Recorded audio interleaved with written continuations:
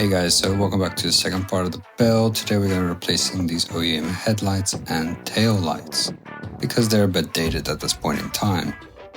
So for the rears, I've gone with some VLANDs, quite a classic light to go with, but I've decided to go for a dark kind of smoke tint look on the rears to go with the glossy black trim that I've got on the vehicle for the diffuser as well as the side and the front lip. Then for the fronts, I have gotten these with the extremely long daytime running lamps. They're quite aggressive with the black trim, so they look quite nice.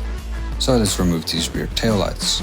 We want to start by removing these plastic clips in the trunk, and then we can take the carpet out of the way, exposing the 4 bolts inside that's holding in the rear tail light.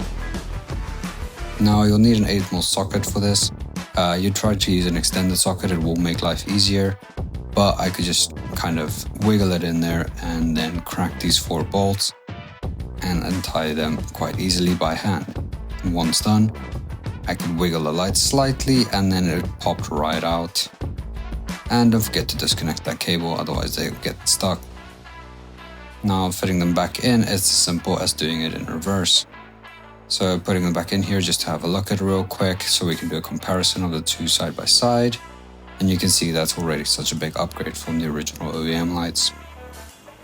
Once done and everything's tightened down again, you can see it's got the sequential lights. For the headlights in front, it was a bit more difficult. They were water damaged, so they really need replacing. To start off, I had to remove all these bolts on the weather strip to kind of loosen the top of it before I could then remove the front bumper.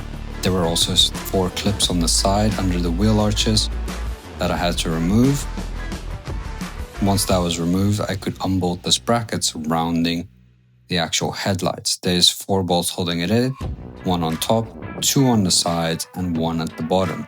And this basically holds the light in place. Once that was removed, I could pop off the bracket and then undo the last bolt on top of the headlight. There's also a plastic clip which helps hold it in.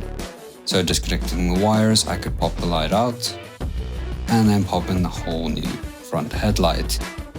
Making sure all the holes line up again, I could plug in all the cables and ensure that everything was working. You'll have 2 sets of cables and you'll have an additional cable for the daytime running lights.